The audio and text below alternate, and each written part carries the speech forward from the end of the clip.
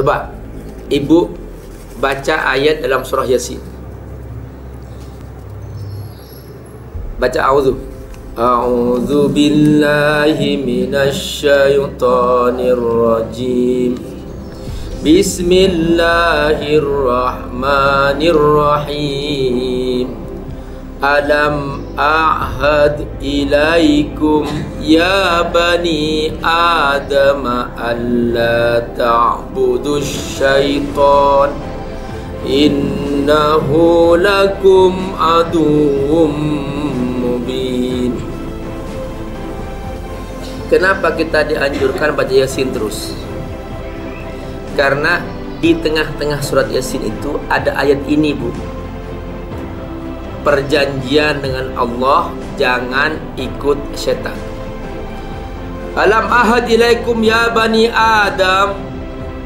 Wahai anak Adam, bukankah aku sudah mengalaukan perjanjian denganmu? Jangan ikut setan. Allah ta'budus syaitan.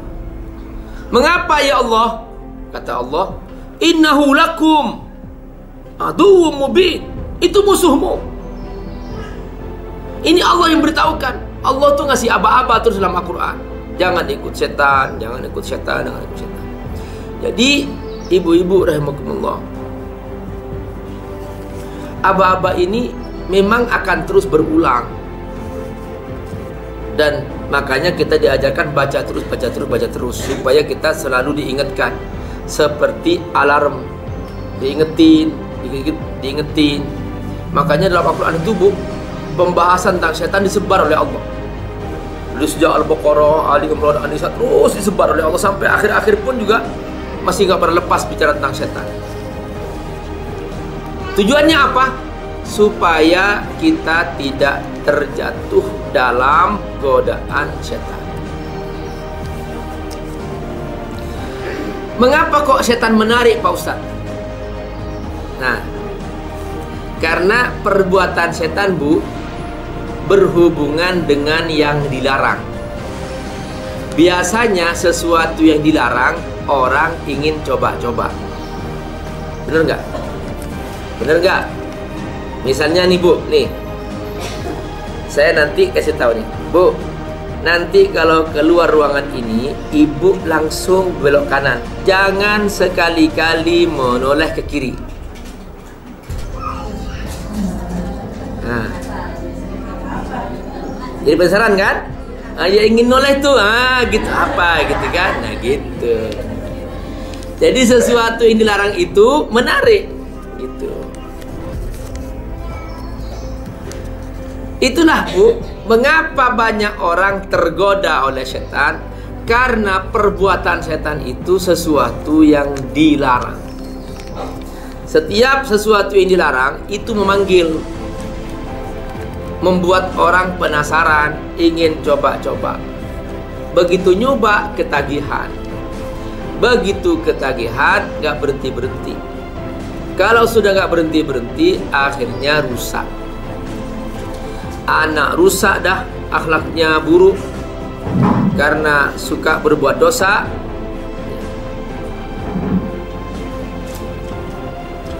Hubungan suami istri jadi kacau karena suaminya berbuat maksiat, istrinya berbuat dosa.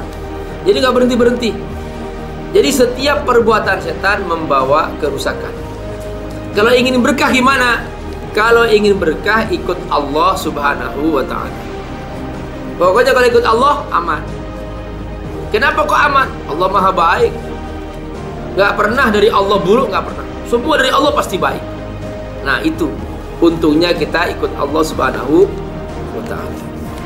Sekarang pertanyaannya, Bapak Ibu rahimakumullah, cara ikut Allah itu bagaimana supaya kita ini kuat? Caranya maksimal. Apa caranya? Lagi ya. Maksimal itu apa, Ustaz? Ya maksimal lah. Sungguh-sungguh, tidak boleh setengah-setengah, Tidak boleh pura-pura, pokoknya jujur ikut Allah dengan sungguh-sungguh secara maksimal.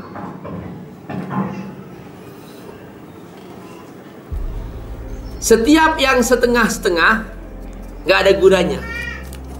Nih Bu, nasi setengah matang bisa dimakan Bu? Nggak bisa. Misalnya nih, ini Ibu punya calon menantu, atau yang belum menikah insya Allah dapat calon suami. Calonnya kaya banget Bu, ganteng, tapi setengah laki setengah perempuan. Mau nggak? Nggak mau. Jadi yang setengah-setengah itu nggak ada gunanya. Jadi kita ini harus jelas Bu, ikut Allah, Allah. Ikut setan, setan sekalian. Setengah-setengah masuk ke setan juga sama. Nah, jadi kita ini nggak bisa kita, Bu, Ibu ikut Allah atau ikut setan. Kalau saya Pak Ustadz netral. Nggak bisa begitu. Iman itu harus jelas. Mau Allah, Allah, setan, setan. Gitu. Setengah-setengah masuk ke setan juga. Makanya Nabi menjelaskan dalam sebuah hadis, innal halala bayyinun. Yang halal jelas. Wal haramu bayyinun. Yang haram jelas. Wa bainahuma mustabihat. Antara keduanya syubhat. Faman waqa'a fi syubhat waqa'a fil haram. Jadi syubhat itu remang-remang. Makanya setiap remang-remang haram hukumnya. Dan sampai sekarang remang-remang tempatnya apa? Tempatnya setan. Ya. Kalau tempat baca Quran terang sekali, ya kan? Kalau tempat apa? Tempat istirahat gelap ya Bu ya. Ya. Ini ada remang-remang antara terang dan gelap tuh. Nah itu tempatnya apa? Setan. Jadi kita ini harus jelas. Dalam hidup harus jelas. Jangan setengah-setengah. Jangan pura-pura. Pokoknya Allah, Allah. Setan, setan. Makanya iblis sportif jadi iblis. Dia nggak pernah ikut-ikutan sholat, nggak pernah ikut ngaji, nggak ada. Pokoknya aku iblis, iblis sudah. Dia nggak pernah pura-pura jadi ustadz iblis, nggak pernah. Ustadz siapa? Ustadz iblis, enggak. Nah, Subhanallah. Jadi sekarang kita paham nih bahwa dalam kita mentaati Allah Subhanahu wa taala harus maksimal. Perintah Allah apa? Ittaqullah mastata'tum. Kalau bertakwa kepada Allah, kalau mentaati Allah, kalau berbuat baik, mastata'tum, semaksimal kemampuan. Semaksimal kemampuan. Kalau kurang, Allah lengkapin. Kenapa? Sudah maksimal. Kalau tidak maksimal, maka kurang, Allah tidak lengkapi. Misalnya nih, ibu bisa ngangkat barang 10 kilo. Itu kekuatan ibu maksimal. Diam-diam ibu mengangkat 5 kilo. Padahal kemampuan ibu 10 kilo. Nanti di hari kiamat ibu ditagih oleh Allah, kenapa kamu kok ngangkat 5 kilo? Aku kan tahu, kata Allah, kemampuan kamu 10 kilo. Maka Allah hukum karena dia tidak maksimal dalam mentaati Allah Subhanahu wa ta'ala. Contoh, bayar zakat itu Bu, berapa persen? 2,5%. Kalau ibu punya uang 100 juta, 2,5%-nya berapa? 2 juta, 2,5 juta. Banyak nggak? Dikit ya, kalau dibanding uang 100 juta. Nah, ibu bayar nih karena 2,5 juta, dikit bayar. Lama-kelamaan ibu punya uang 1 triliun. Amin. Nggak mustahil bagi Allah, Bu. Ya. Nanti tahu-tahu datang kontainer, apa ini sih? Dolar Pak, gitu. Sekarang lagi musim, Bu. Lagi musim kontainer nyasar, isinya uang, Bu. Kemana-mana sekarang lagi musim nih. Nah, tadi malam kan dibahas tuh di LC kan ya, itu. Nah, Ibu punya 1 triliun. Berapa ya 2,5%-nya, Bu?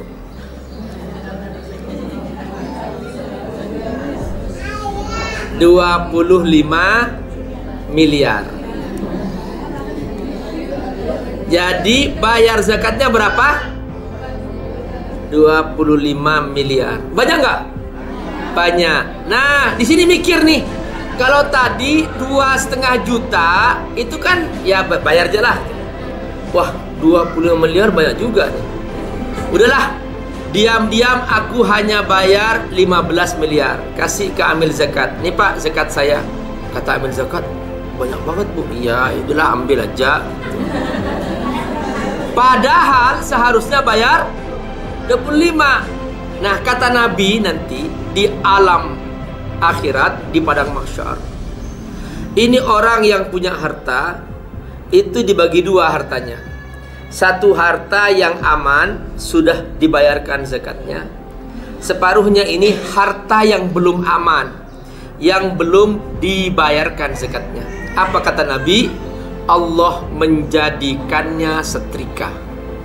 Langsung Allah setrikakan di punggung orang yang punya harta dari pagi sampai sore, fi yaumin kana miqdaruhu 50 alfasana, yang sehari sama dengan 50.000 tahun di dunia. Sehari sama dengan 50.000 tahun dunia. Setrikanya dari pagi sampai sore. Pak Ustadz, alhamdulillah aku nggak punya harta uang, Pak Ustadz. Terus punya apa? Punya onta. Oh, bayar zakatnya? Ya separuh-separuh Pak Ustadz. Sebagian aku bayar, sebagian tidak. Dan nanti ini kata Nabi, onta ini didatangkan yang belum dibayarkan zakatnya, dia marah-marah.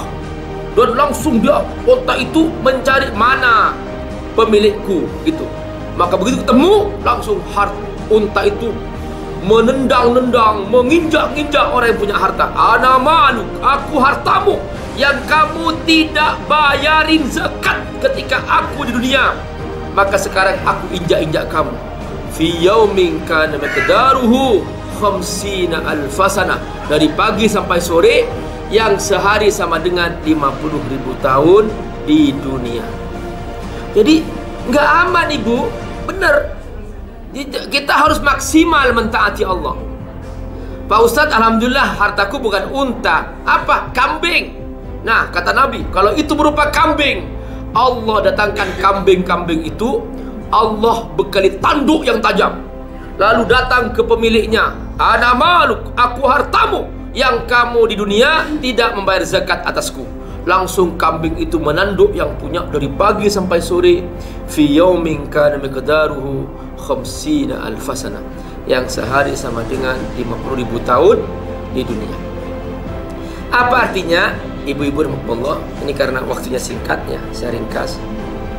Ibu, artinya kalau beramal harus maksimal, jangan setengah-setengah. Pertolongan Allah datang kapan Pak Ustadz? Kalau maksimal. Ketika sudah maksimal, mentok, Allah turun. Tapi kalau tidak maksimal, pertolongan Allah tidak akan turun. Itu dia kata kunci dalam pertolongan Allah. Dulu umat Islam dalam perjalanan dakwahnya, umat Islam selalu sedikit. Perang Badar orang Islam 313, orang kafir 1000. Secara jumlah kalah tuh. Tapi orang Islam sudah maksimal. Dia hanya mampu itu. Dalam perang Badar mereka maju semuanya. Sudah mati, ya sudah mati syahid. Sampai Nabi berdoa, ya, yang barusan doanya heboh itu. Ya Allah, jika ternyata semua ini mati, kau tidak akan disembah lagi di muka bumi. Itu doa Nabi ketika itu dalam perang Badar. Nah, intahlik hadil isabah lan tu'bad fil ard. Begitu doa Nabi ketika itu. Nah, karena sudah maksimal, sudah tidak lagi kekuatan yang punya disimpan-simpan, gak ada lagi, maka Allah turun tangan. Allah kirim malaikat. Tiba-tiba sahabat kaget, loh kok ada kepala melayang ya? Sahabat ini mau menggal lehernya, loh sudah melayang duluan. Siapa yang menggal? Ternyata malaikat turun memenggal leher orang itu. Itulah pertolongan Allah Subhanahu wa ta'ala. Nah, apa artinya, Bu?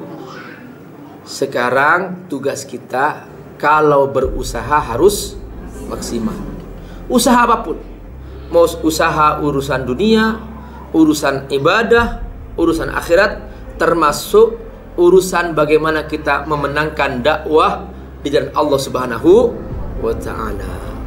Kalau kita maksimal, kita pastikan teman-teman kita, tetangga kita sudah satu arah dengan kita, satu visi kita. Aku berniat insya Allah tetanggaku ke kanan, ke kiri, ke depan, ke belakang, mereka semua insya Allah satu perjuangan untuk mendukung para ulama, memenangkan para ulama. Misalnya menguatkan para ulama. Nah, sudah selesai, perjuangan sudah pasti, sudah ibu aman, sudah ambil wudhu, sujud. Ya Allah, aku sudah laksanakan tugasku. Aku sudah bersungguh-sungguh ya Allah mengajak teman-temanku untuk bisa bersama para ulamaku. Ya Allah, aku mohon kepadamu kau turunkan pertolongan. Maka saat itulah air mata yang menetes ini sangat mahal. Inilah air mata yang akan membela kita dari api neraka nanti. Pak Ustadz, aku pernah juga menangis, tapi waktu itu suamiku meninggal. Itu biasa. Aku pernah menangis, anakku meninggal. Itu biasa. Tapi menangis karena perjuangan membela Allah, inilah air mata paling mahal yang akan membela kita dari api neraka. Ini yang kata Nabi, rajulun baka min khasyatillah, orang yang menangis karena takut kepada Allah Subhanahu wa ta'ala. Nah, di puncak kita sudah maksimal, air mata sudah menetes, air wudhu sudah mulai kering karena kita banyak bersujud begitu lama dalam sholat kita. Di tengah malam kita berdoa, sudah kita pastikan, sudah usaha sudah ada. Maka disitulah Allah akan memberikan pertolongan kepada kita. Inilah makna ayat idza jaa nasrullahi wal fath wa ra'aitan nasa yadkhuluna fi dinillahi afwaja fasabbih bihamdi rabbika wastaghfir innahu kana tawwaba. Sekarang ibu-ibu nampak sekali sudah tanda-tanda kemenangan itu. Ja'ah idza ja'a nasrullah. Nasrullah artinya pertolongan Allah, maksudnya kemenangan. Wal fath, dan kemenangan sudah nampak. Apa cirinya Pak Ustaz? Apa? Idza ja'a nasrullah wal fath wa ra'aitan nasa yadkhuluna fi dinillahi afwaja. Kau lihat manusia, Bu, lihat manusia setiap kali turun ke kampung-kampung, ke mana-mana, calon yang ulama usung didukung oleh manusia jutaan. Benar, Bu? Benar. Kita terharu, kita tersentuh. Ini tanda kemenangan, sudah nampak sekali. Nampak sekali Allah tunjukkan. Wa ra'aitan nas yadkhuluna fi dinillahi afwaja, bergelombang-gelombang tanpa dibayar, tanpa bagi-bagi amplop, nggak ada. Mereka datang semuanya, subhanallah, panggilan hati nurani semuanya, subhanallah. Ini tanda-tanda kemenangan sudah. Nah, tapi kata Allah apa? Jangan bangga dulu. Fasabbih, perbanyak tasbih. Bihamdi rabbika, banyak tahmid. Wastaghfir, banyak istighfar. Itu caranya. Jadi sekarang kita terus memastikan teman-teman akrab kita, teman reuni, teman kawan-kawan kita, memastikan bahwa mereka sudah satu visi, satu perjuangan kita. Insya Allah di saat yang sama nanti kita juga baca tasbih, baca tahmid, baca istighfar. Nah, disinilah pertolongan Allah akan turun. Halo, siap semuanya? Siap semuanya? Semoga Allah berkahi insya Allah. Nah, assalamualaikum warahmatullahi wabarakatuh.